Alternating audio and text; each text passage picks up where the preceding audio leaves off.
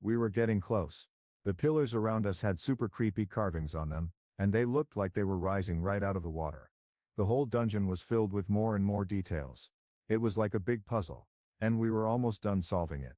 Our map was almost full, with hardly any blank spaces left. As we reached the end of the hall, we saw two huge doors. They were a weird gray-blue color, and they had the same freaky monster carvings as the pillars. It was all just computer graphics, but it still gave me the chills. I felt like something was off, like an eerie vibe was coming from the doors. We stopped in front of the doors and looked at each other. "This feels really weird," I said, but before I could finish, my friend agreed. "Yeah, this has to be the boss's lair." Asuna grabbed my arm, looking worried. "What do we do now?" "Let's just take a peek inside," she said, trying to sound brave. But I could hear the worry in her voice. Even the toughest hero would be nervous in a situation like this. I didn't blame her. I was freaked out too. The big bad monster never leaves its lair. "Right?" I said, trying to reassure her. "If we just open the door and look, we should be okay."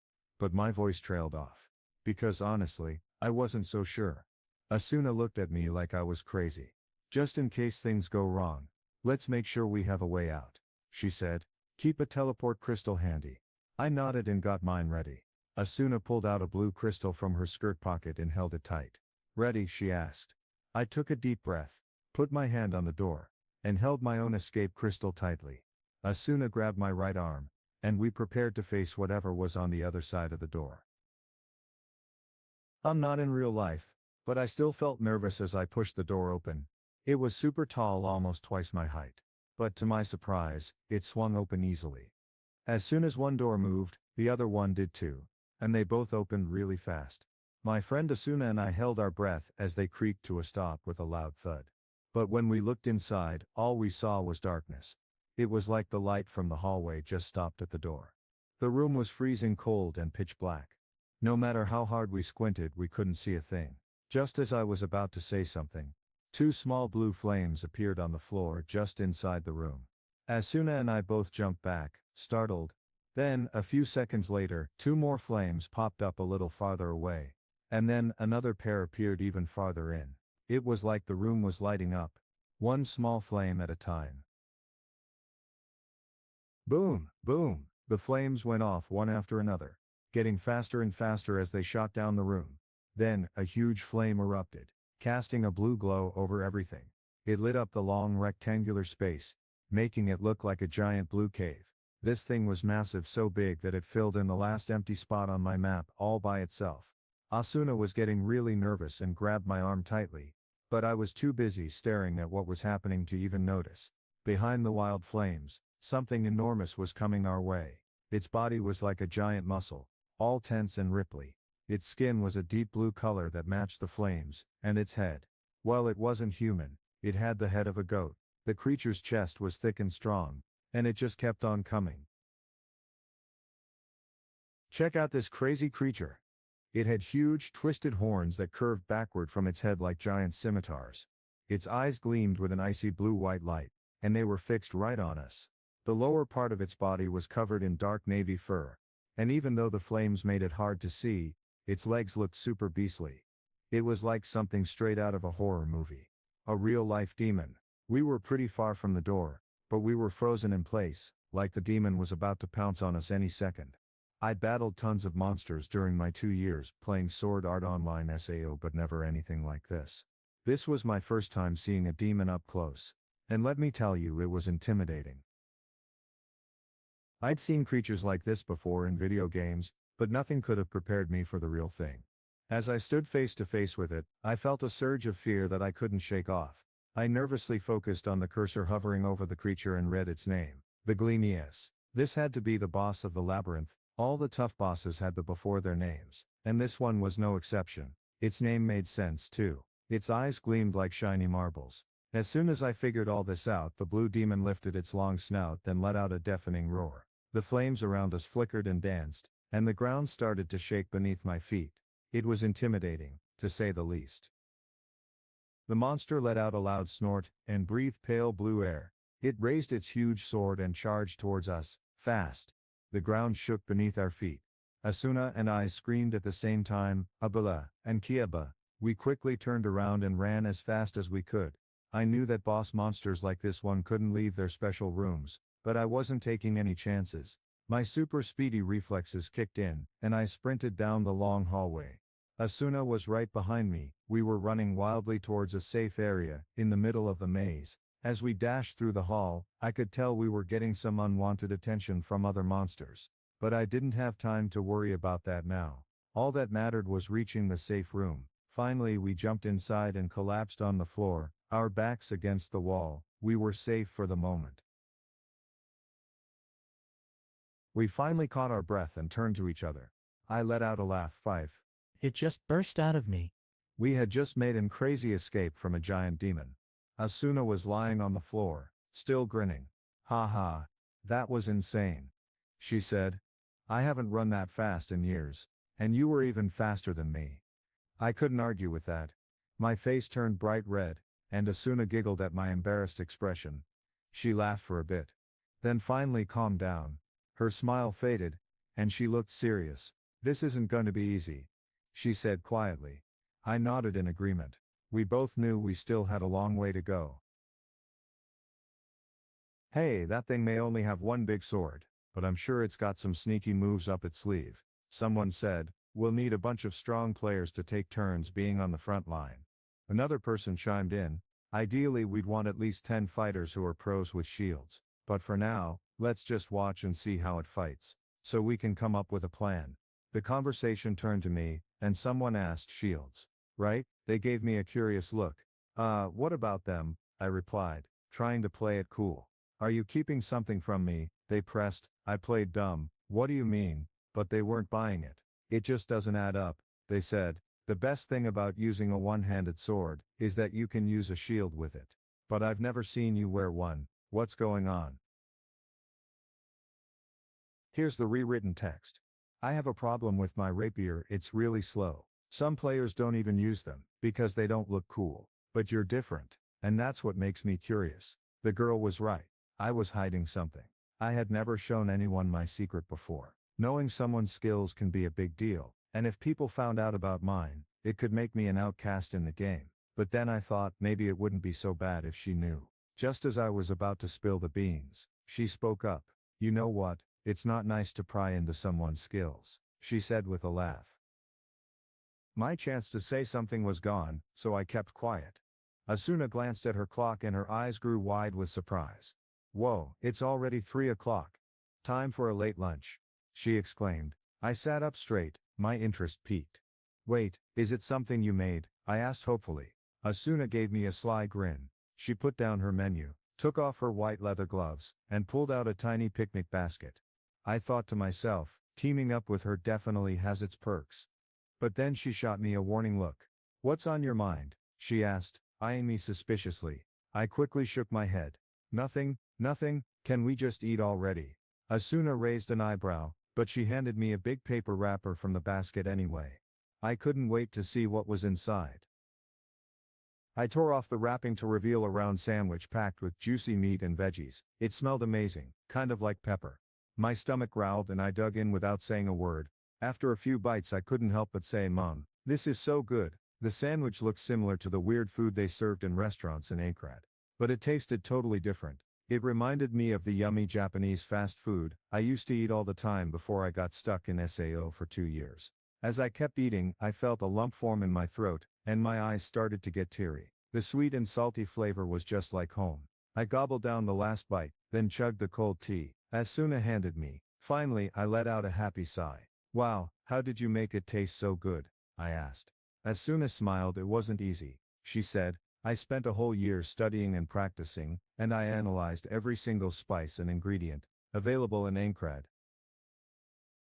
Check this out," Asuna said with a grin. She held up 2 small bottles filled with weird and wonderful ingredients. "This first one is made from garogwa seeds, chever leaves and kalim water." She dipped her finger into one of the bottles and pulled it out covered in a thick purple goo. Asuna looked at me with a mischievous glint in her eye. "Open your mouth," she said. I was a little surprised, but I did as she asked. Then she flicked the tip of her finger and a tiny drop landed on my tongue. The taste was amazing. "Wow, it's like mayonnaise," I exclaimed. Asuna chuckled and picked up the second bottle. This one is made from evolpa beans, sag leaves and woola fish bones, she said. I had a feeling that last ingredient might be used to make special medicine to counteract poisons. Before I could ask, Asuna gave me another tiny taste. This time the flavor was even more incredible than the first one. I took a bite and my eyes went wide. It was all about the soy sauce flavor.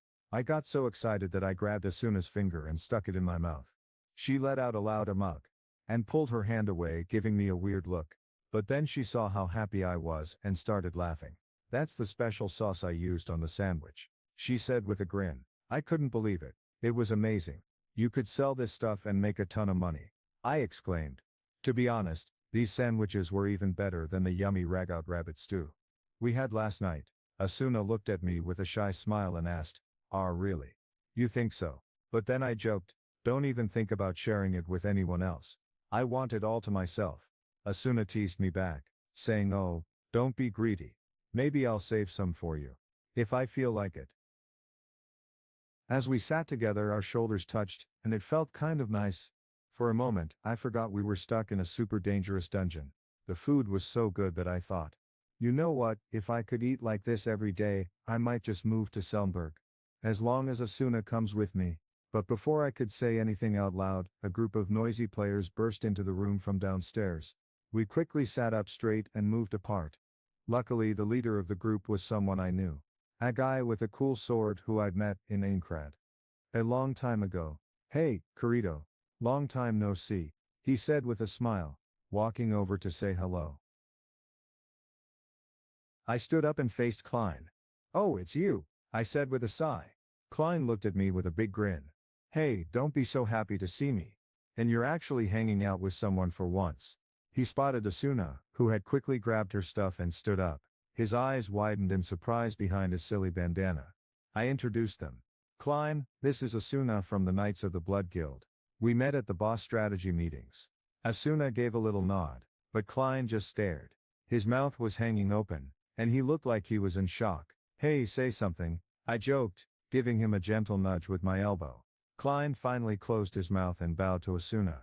Hey she miss, I'm Kay Klein. I'm 24, and, single. I elbowed him again, this time a bit harder. Dude, calm down, I whispered. Klein was being super awkward, but it was also kind of funny. Before Klein could even finish talking, the rest of his group came over and started introducing themselves all at once. It was pretty chaotic. These players, known as Furin Kazan, were all friends from before they started playing the game SAO. Klein had helped them survive some tough times and become one of the strongest teams in the game. I have to admit I was impressed. Klein had taken on a big responsibility that I had avoided 2 years ago, and he was doing a great job. I felt a pang of guilt and shame, but I pushed it aside and turned to Asuna. Hey, they seem okay, I said with a laugh. I mean, if you ignore their leader's scary face. Klein didn't find that funny though. He stomped on my foot. Asuna burst out laughing at our silly argument. Klein gave her a goofy grin, then yanked me aside and whispered in a spooky voice. What's going on, Kirito? I was stuck for an answer, but Asuna jumped in with a smile. Hey, I'm teaming up with him for a bit, so nice to meet you, she said confidently. I was shocked. They're partnering up for more than just today. Klein and his friends looked like they were about to explode with jealousy and anger. Klein glared at me, his teeth gritted in a snarl. Kirito, you sneaky. Just as I thought things were going to get ugly, we heard the sound of marching footsteps coming from the doorway. Asuna's eyes widened with worry as she whispered, the army's here, Kirito. I spun around to see the same group of heavily armored soldiers we had seen earlier in the forest. Klein signaled to his friends, and they backed away, pressing themselves against the wall. The soldiers marched into the room, but they didn't look as sharp as they had before. They seemed tired and sluggish, and you could tell by their faces that they were exhausted. When they reached the other side of the safety zone, they came to a stop. The leader gave a command, and suddenly all 11 of his teammates dropped to the floor with a loud clatter. He didn't even glance back at them. Instead, he turned to face us. As he got closer, we noticed that his gear was a bit different from the others. His armor was higher quality, and on his chestplate there was a special crest that showed the entire shape of Aincrad. The leader stopped right in front of us and pulled off his helmet, revealing his face. This guy was super tall. I guessed he was in his early 30s. He had short hair and a strong jawline with thick eyebrows that made him look serious. His eyes were small and sharp, and his mouth was thin and looked like he was always frowning. When he turned to me, his gaze was intense. I was the closest one to him, so I felt like he was staring right through me. Then he introduced himself in a deep voice. "I'm Lieutenant Colonel Korvats of the Ankrad Liberation Army," he said. I was surprised. I thought the army was just a nickname that people used to talk about them, but I guess it was official now. And this guy was a high-ranking officer too. I kept my response short and simple. "Kirito." "Solo," the lieutenant colonel nodded, then started talking again in a bossy tone. "Is the area clear?" someone asked. "Yeah, we've got everything mapped out up to the boss's lair," was the reply. The leader nodded. "Great, I'll take that map data." But then things got weird. Klein totally freaked out. "What? You think we're just gonna hand it over?" he shouted. "Do you have any idea how hard it is to navigate a labyrinth and make a map? You see, maps of areas that aren't fully explored are super valuable. Some treasure hunters would pay big bucks for that info, especially if it leads them to unopened chests filled with cool stuff." The leader raised an eyebrow at Klein's outburst. He stuck out his chin and said, "We're fighting for all players to be free, including you." His voice was loud and serious. "Hey, you need to share your info with us," the guy said, acting like he owned the place. But it was weird. The army hadn't even helped us clean out floors in ages. Asuna and Klein were about to jump all over him, but I held up my hands to calm them down. "Wait a minute," I said. The guy was being super rude, but I didn't let it get to me. I was gonna share the map data anyway. I told him. My friends thought I was crazy for giving it away so easily. "Come on, you're being too nice," they said. But I didn't see why not. To me, maps are for exploring, not for making money. So, I opened up a trading window and sent the map to the guy, whose name was Korvats. He took it without even cracking a smile. "Thanks for your help," he said, but it sounded like he didn't mean it at all. Then he just turned around and walked away. "Hey, hold up," I called out as Korvats walked away. "I wouldn't bother the boss right now if I were you." He barely turned around, but his response was clear. "I'll decide what to do, not you." I tried to warn him again. "We just checked it out. And trust me, this isn't something a small group like ours can handle. Plus, your soldiers look totally beat up." I glanced over at the warriors sprawled out on the floor, exhausted. Korvats got defensive. "My men are tough.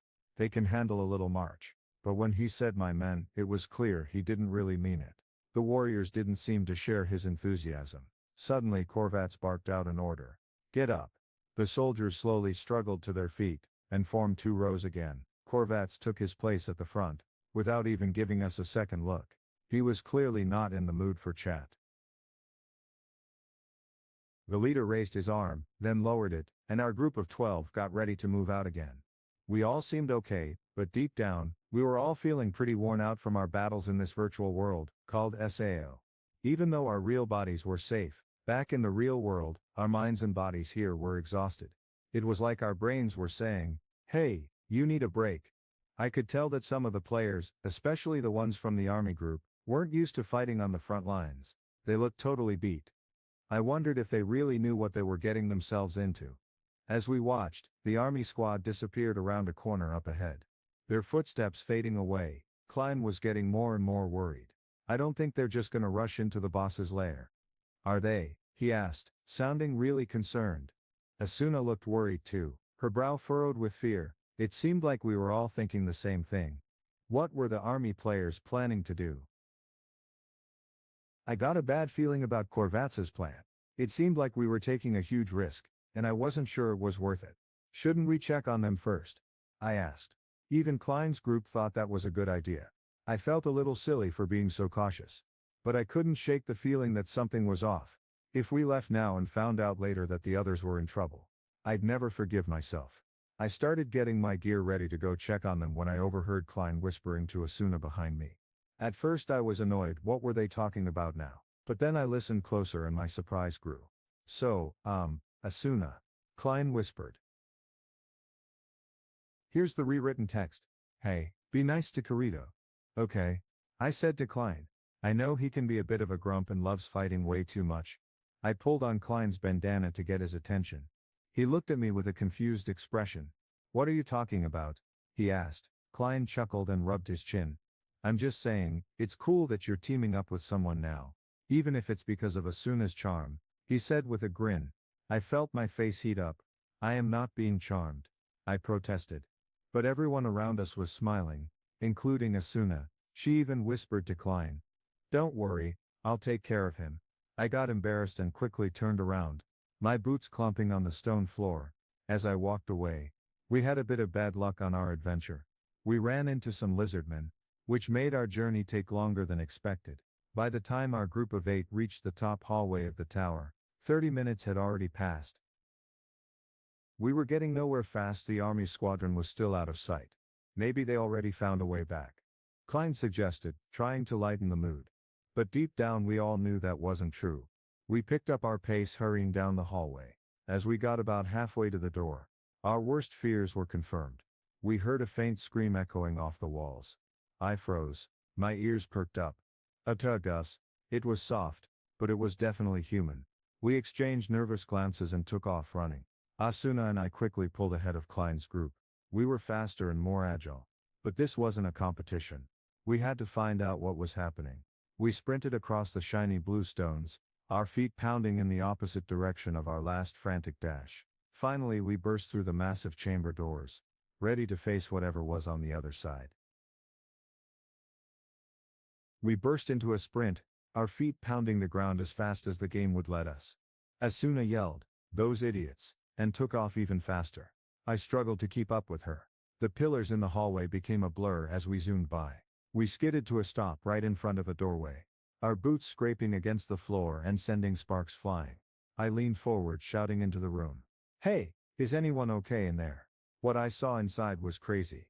The room looked like a nightmare. Blue and white flames danced across the floor in a weird pattern. Like a lattice, it was intense. And behind the flames something huge and shadowy was moving around, making loud clanging noises and causing people to scream. Asuna and I had to act fast. We couldn't just stand there and do nothing. Get ready for a major showdown. Right in front of us stood an enormous shiny creature, the Gleam, yes, also known as the Blue Demon. Its head looked like a wicked goat's, and it was breathing fire. The creature swung a huge sword around, one that was way too big for fighting people. It was more like something you'd use to chop down trees. Despite our best efforts, the Gleam, yes, still had plenty of fight left in it. All around the creature, our friends, the army, were running wild. They weren't working together like they usually did. I tried to count how many were still with us, but 2 were missing. Hopefully they had used special escape crystals to get to safety. Just then one of our guys got slammed by the Gleam, yes, massive sword, and went flying across the floor. It was a huge hit, and he crashed hard. Things were not looking good for us. We were in big trouble. My friend's health was super low, and our whole team was stuck. The bad guys, called Gleam, yes, were blocking our way to the door where Asuna and I were standing. I yelled at one of my teammates who was lying on the ground. What's going on? Teleport out of here, now. But he just stared at me with a terrified look on his face, lit up by the weird blue flames in the room. It won't work, he said. We can't use any crystals. I was shocked. What do you mean? I started to ask, but my voice caught in my throat. Then it hit me. This room was an anti-crystal zone. It's a rare trap that sometimes shows up in mazes, but we'd never seen it in a boss lair before. Asuna's eyes widened as she realized the same thing. They can't teleport out, she whispered.